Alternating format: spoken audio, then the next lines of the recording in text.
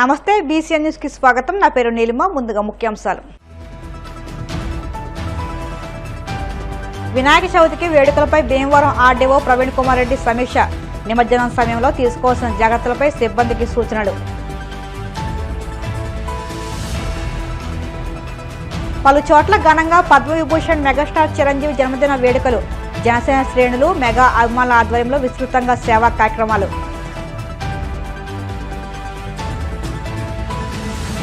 కూటమి సర్కార్ ప్రజా సమస్యలను గాలికి వదిలేస్తుందన్న వైసీపీ ఎమ్మెల్సీ బొత్స.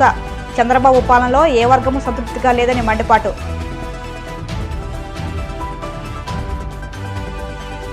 తిరుమల శ్రీవారిని దర్శించుకున్న నాగ చైతన్య శోభిత దంపతులు. ఆలయ మర్యాదలతో స్వాగతం పలికిన అధికారులు. వినాయక చవితికి మండపాల ఏర్పాటు నుంచి ఉత్సవాలు నిమజ్జనం వరకు తీసుకోవాల్సిన ముందస్తు జాగ్రత్తలపై వివిధ శాఖల అధికారులతో ఆర్డీఓ కె ప్రవీణ్ కుమార్ రెడ్డి సమావేశం నిర్వహించారు. పశ్చిమ గోదావరి జిల్లా భీమవరంలో నిర్వహించిన సమావేశంలో RDO Praveen Kumar Reddy, DSP RG Jayasurya తదితరులు మాట్లాడారు. ప్రశాంత వాతావరణంలో వేడుకలు జరిగేలా అవగాహన కల్పించాలన్నారు. నిమజ్జన సమయంలో తీసుకోవాల్సిన జాగ్రత్తలపై సిబ్బందికి సూచనలు చేశారు. పోలీస్ డిపార్ట్మెంట్ వాళ్ళు చక్కగా వివరించడం జరిగింది. మొత్తం మన సేఫ్టీ గురించి ఎలా ఆర్గనైజ్ చేయాలనేసి ఈ వినాయక చవితిని ఎలాంటి ఇబ్బందులు లేకుండా ఎలా మనము సెలబ్రేట్ చేసుకోవాలనేసి అన్నీ మనకు నీట్గా చెప్పడం జరిగింది. నేను జస్ట్ ఒక 2 minutes అన్నీ ఏవైతే ఉన్నాయో అవి ఒకసారి రిపీట్ చేస్తాను. మనకు ముఖ్యంగా పర్మిషన్స్ ఏదైతే గణేష్ ఉత్సవ్.net ఇందులో ప్రతి ఒక్కరూ పర్మిషన్ తీసుకోవాలి. దీన్ని పోలీస్ వాళ్ళు వచ్చి మళ్ళీ మానిటర్ చేస్తారు. మీ దగ్గరకు వచ్చినప్పుడు ఈ పర్మిషన్ లేదంటే మీకు ఇబ్బంది అవుతుంది. ఫస్ట్ చాలా సింపుల్ ప్రాసెస్ కదా, ఎలాంటి డబ్బు కూడా పే చేయాల్సిన అవసరం లేదు. గణేష్ ఉత్సవ్.netలో ప్రతి ఒక్కరూ రిజిస్టర్ చేసుకోండి. సెకండ్ వచ్చేసి ప్లాస్టిక్ ఎంత వీలైతే అంత తగ్గించండి. ప్లాస్టిక్ పొల్యూషన్ తగ్గించాలి మనము. ఈ ప్రసాదాల దగ్గర అందుకు ప్లాస్టిక్ కవర్స్ ఇలాంటివి వాడకుండా రీయూజబుల్ ప్లాస్టిక్ అయితే ఓకే, కానీ సింగిల్ యూజ్ ప్లాస్టిక్ వద్దు. నెక్స్ట్ వచ్చేసి సౌండ్స్, ఏదైతే డీజే సౌండ్ సిస్టమ్ ఏదైతే ఉందో అది వద్దని చెప్పారు. ఇప్పుడు ఎగ్జామ్స్ కూడా జరుగుతుంటాయి, కొన్ని ఎగ్జామ్స్ జరుగుతున్నాయి మనకి. మీరు ఎక్కువ సౌండ్ పెట్టడం వల్ల వాళ్ళకి డిస్టర్బెన్స్ ఉంటుంది ఎగ్జామ్స్కి. అందుకు యూపీఎస్సీ సివిల్ సర్వీసెస్ ఎగ్జామ్స్ జరుగుతున్నాయి ఈ మంత్లో. మనకు August 31 వరకు ఉన్న ఎగ్జామ్స్. అదేవిధంగా మనకు కోర్టుకు సంబంధించిన ఎగ్జామ్స్ కూడా జూనియర్ అసిస్టెంట్ ఎగ్జామ్స్ ఉన్నాయి ఈ లాస్ట్ వీక్లో.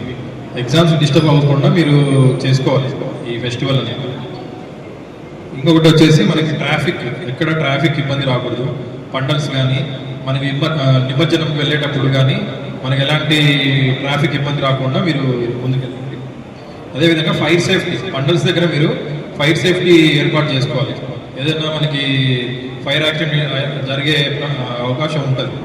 ముందుగానే మీరు ఫైర్ టెండర్స్ అట్లా ఏర్పాటు చేసుకొని, వాటర్ కానీ అలాంటి ఏర్పాటు చేసుకొని మీరు రెడీగా ఉండాలి. ఈవెన్ ఫస్ట్ ఎయిడ్ కిట్ కూడా మీరు ఏర్పాటు చేసుకోవాలి.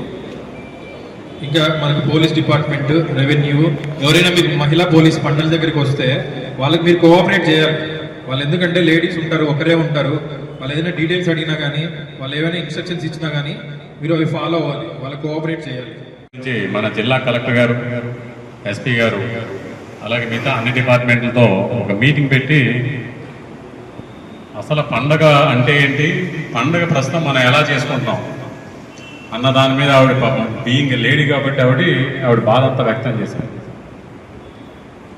మన హిందువుల పండగ ఎంత దిగజారిపోయిందని కూడా మాకు అనుమానం వచ్చింది. మాకు మీరందరూ హిందువులే కదా, వేరే వాళ్ళు ఎవరు లేవే కదా. హిందువుల పండగ ఇలాగా చేసుకున్నాక ఇలా దిగజారిపోయిందని అంశాన్ని మాకు అనిపించింది. ఆ మేడం గారు చెప్తున్నారు. ఎవరైనా ఎప్పుడైనా మేము కూడా ఆలోచించాము, ఏ వినాయక చవితి పండుగ దగ్గర, పండాల దగ్గరైనా, పందిరి దగ్గరైనా ఎవరైనా భక్తి పాటలు, మంచి భక్తి పాటలు కానీ మంచి శ్లోకాలతో ఉన్న పాటలు ఎప్పుడు మేము విన్నాం. ఎలాంటివి ఉంటాయి, లే లే లే నా రాజా, అలాంటి వెయ్యిరా వెయ్యిరా అని మా పాటలు కానీ ఇలాంటి పాటలే వినపడతాయి. కానీ మాకు ఇప్పుడు కూడా ఓ భక్తి పాటలు కానీ 9 రోజులు విందామంటే ఒక్క పండాల దగ్గర మాకు వినపడదు. ఇంకా ఊరేగింపు సరే దాని తర్వాత ఉందాం దాని గురించి. ఈసారి మన రాష్ట్ర ప్రభుత్వం ఈ వినాయక చవితి సందర్భంగా ఎటువంటి చిన్న అసాంఘిక కానీ లేకపోతే లాంబార్ ప్రాబ్లం లేకుండా కానీ చూడాలని కృత నిశ్చయంతో ఉంది. ఇంతకుముందు చలానా అనేది ఉండేది, ఆ చలానా అనేది లేదు. దీనికి మీకు ఫ్రీగా పర్మిషన్ ఇస్తుంది. ఈ పర్మిషన్ ఇచ్చిన తర్వాత మీకు ఒక క్యూఆర్ కోడ్ జనరేట్ అవుతుంది. అంతేనా? క్యూఆర్ కూడా మీకు ఈ పర్మిషన్ ఒకసారి అప్లై అయిన తర్వాత తీసుకున్న తర్వాత క్యూఆర్ కోడ్ జనరేట్ అవుతుంది. ఆ క్యూఆర్ కోడ్ని ఖచ్చితంగా మీరు మండపం దగ్గర పేస్ట్ చేయాల్సి వస్తుంది. ఆ క్యూఆర్ కోడ్ని మేము కానీ మా బీట్ కానిస్టేబుల్స్ కానీ మేము కానీ వచ్చి స్కాన్ చేస్తే కనుక మీరు ఈ పర్మిషన్ తీసుకున్నారా లేదా అన్నది ఖచ్చితంగా దాంట్లో మాకు తెలుస్తుంది. ఈ క్యూఆర్ కోడ్ అది పర్మిషన్ రావాలంటే లైన్ డిపార్ట్మెంట్స్, రెవెన్యూ కానీ, ఫైర్ కానీ, పోలీస్ కానీ, అలాగే ఎలక్ట్రికల్ డిపార్ట్మెంట్ కానీ అందరూ వారి వారి స్థాయిలో విజిట్ చేసి, పంతులు విజిట్ చేసి వాళ్ళు ఓకే అంటేనే ఈ పర్మిషన్ అల్టిమేట్గా వస్తుంది. ఈ యొక్క ప్రస్తుతానికి డాష్ బోర్డు మెగాస్టార్ చిరంజీవి 70వ పుట్టినరోజు సందర్భంగా పశ్చిమ గోదావరి జిల్లా నరసాపురం అంబేద్కర్ సెంటర్ వద్ద ప్రభుత్వ విప్ ఎమ్మెల్యే బొమ్మిడి నాయకర్ అభిమానుల మధ్య కేక్ కట్ చేశారు. ఈ సందర్భంగా నాయకర్ మాట్లాడుతూ సినీ పరిశ్రమలో తనకంటూ ఒక ప్రత్యేకతను చాటుకున్న వ్యక్తి చిరంజీవి అని, మెగా ఫ్యాన్స్ ఆధ్వర్యంలో పుట్టినరోజు వేడుకలు జరుపుకోవడం ఆనందంగా ఉందని అన్నారు. ఈ కార్యక్రమంలో కోటిపల్లి సురేష్, కోపల్లి శ్రీనివాస్, పొలిశెట్టి సాంబా, డివి సత్యన్, చిరంజీవి అభిమానులు పాల్గొన్నారు. రాష్ట్రాల్లో సినీ పరిశ్రమలో తనకంటూ ఒక ప్రత్యేకతని ఒక కింద స్థాయి నుంచి వచ్చి ఆయన ద్వారా మరి వాళ్ళ వేలాది మందికి సినీ రంగాల్లో ఒక ప్రాధాన్యతను కల్పించిన వ్యక్తి మెగా చిరంజీవి గారు. మరి ఆయన పుట్టినరోజు సందర్భంలో అంటే మా అందరికీ పండగే. మరి ఈ రోజున నరసాపురం పట్టణంలో మరి మెగా ఫ్యాన్స్ ఆధ్వర్యంలో ఇక్కడ ఆయన పుట్టినరోజు వేడుకలు ఇక్కడ ఏర్పాటు చేయడం కూడా చాలా మంచి కార్యక్రమంగా నేను తెలియజేస్తాను. ఎందుకంటే చిరంజీవి గారే కాదు, వారి కుటుంబం కూడా, పవన్ కళ్యాణ్ గారు కూడా చూడండి, ఆయన కూడా జనసేన పార్టీని స్థాపించి ప్రత్యేక ప్రజల కోసం కూడా నిరంతరం పనిచేసిన వ్యక్తి. అదేవిధంగా చరణ్ గారు కూడా మరి ఆయన కూడా సేవాపరంగా కూడా చూసుకుంటే కనుక కోవిడ్ సందర్భంలో అవ్వచ్చు, ఇప్పుడు ఈ రోజుల్లో ఏ సమయంలోనైనా సరే మరి ఆయన కూడా ప్రజలకు, ఆంధ్ర రాష్ట్ర ప్రజలకు సేవ చేసే విధంగా కూడా ముందుకు వెళ్తున్నారు. కాబట్టి అంటే ఇదంతా అక్కడ స్ఫూర్తి మెగా చిరంజీవి గారు. కాబట్టి మరి ఆయన రాబోయే రోజుల్లో కూడా మంచి ఆరోగ్యాన్ని, ఐశ్వర్యం ఎలాగుందో ఆయన దగ్గర దేవుడు మంచి ఆరోగ్యాన్ని ఇచ్చి మరి ఆయన స్ఫూర్తితోటి వాళ్ళు పవన్ కళ్యాణ్ గారు వచ్చినా, రామ్ చరణ్ వచ్చినా మేమందరం కూడా మరి చిరంజీవి గారి ఆశయాలతో మేమందరం ముందుకెళ్ళి మరి 10 మందికి ఉపయోగపడే విధంగా కూడా మేమందరం కూడా పూర్తిగా వెళ్తామని చెప్పి సందర్భంగా తెలియజేసుకుంటూ మరి ఆయన ఆరోగ్యంతో హ్యాపీగా ఉండాలని మనస్ఫూర్తిగా తెలియజేసుకుంటూ మరి ఈ కార్యక్రమాన్ని సాగించిన చిరు అభిమానులందరికీ కూడా నేను ప్రత్యేకించి ధన్యవాదాలు తెలియజేసుకుంటూ మరి సెలవు తీసుకుంటాను. సినీ పరిశ్రమలో స్వయం కృషితో ఎదిగి సేవా కార్యక్రమాలతో ప్రజల గుండెల్లో ఒదిగిన పద్మవిభూషణ్ కొణిదెల చిరంజీవి జీవితం ఆదర్శనీయమని భీమడోలు మండల జనసేన పార్టీ అధ్యక్షులు ప్రత్తి మదన్ అన్నారు. ఏలూరు జిల్లా భీమడోలులో మెగాస్టార్ చిరంజీవి పుట్టినరోజు వేడుకలను జనసేన శ్రేణులు, మెగా అభిమానులు ఘనంగా నిర్వహించారు. స్థానిక సంత మార్కెట్ సెంటర్లోని జనసేన స్తూపం వద్ద మెగా అభిమానులు భారీ కేక్ కట్ చేసి స్వీట్లు పంచి మొక్కలు నాటారు. వృద్ధులకు దుప్పట్లు, పలువురు మహిళలకు నిత్యావసరాలను అందించారు. ఈ సందర్భంగా చిరంజీవి అభిమానులు సంఘం మండల అధ్యక్షులు యొగ్గిన గంగా కమలాకర్, జనసేన అధ్యక్షులు ప్రత్తి మదన్లు మాట్లాడుతూ ప్రపంచవ్యాప్తంగా నేడు మెగా అభిమానులకు పండుగ రోజు అని, సినిమాల్లో నిజ జీవితంలో చిరంజీవి రియల్ హీరో అని కొనియాడారు. కాకుండా మొత్తం ఇండియాలోనే అందరూ కూడా పండగలాగా జరుపుకునే రోజు, మన పుట్టినరోజులు మర్చిపోయిన ఆగస్టు 22 చిరంజీవి గారి పుట్టినరోజు అని ప్రతి ఒక్కరికి గుర్తుండే రోజు ఈ రోజు. ఆయన ఎంతో సంఖ్యతో పైకొచ్చిన వ్యక్తి. ఆయన ఆదర్శంగా తీసుకుని యువత ఉండాలని కోరుకుంటూ ప్రతి సంవత్సరం ఇంత ఘనంగా చేస్తున్న మా భీమడోలు మెగా ఫ్యామిలీ అభిమానులందరికీ కూడా పేరు పేరున ధన్యవాదాలు తెలుపుకుంటూ ఈ వేళ రోజున వృద్ధులకి దుప్పట్లు, నిత్యావసర వస్తువులు ఇవ్వడం జరిగింది. ఇలాగే ప్రతి సంవత్సరం ఇంకా ఘనంగా చేస్తామని తెలియజేసుకుంటూ ప్రపంచవ్యాప్తంగా ఉన్న మెగాస్టార్ అభిమానులందరికీ, మరి ముఖ్యంగా చెప్పాలంటే తెలుగు ప్రజలందరూ కూడా ఎంతో గర్వించదగ్గ రోజు, మరి ఎంతో ఆనందోత్సాహాలతో జరుపుకుంటున్న రోజు ఈ రోజు. ఎందుకంటే మరి శ్రీ కొణిదెల శివశంకర వరప్రసాద్ గారు మరి మెగాస్టార్ చిరంజీవి అని పిలుచుకునే మన చిరంజీవి గారు పుట్టిన ఈ రోజు జన్మదినోత్సవ వేడుకల్ని ఈ రోజు ప్రపంచవ్యాప్తంగా ఉన్న కేవలం మెగా అబ్బాయిలే కాదు, తెలుగు ప్రజలందరూ కూడా కుల మతాలకు అతీతంగా, వివిధ పార్టీలకు అతీతంగా మరి అందరూ జరుపుకుంటారు.